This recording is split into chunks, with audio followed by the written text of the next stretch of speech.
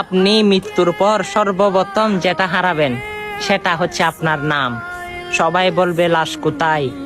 তখন পরিবার পরিস্বজন বলবে যত তাড়াতাড়ি পারো দাফন দিয়ে দাও, কারণ বেশিক্ষণ হলে গায়ে দিয়ে গন্ধ ছুটবে।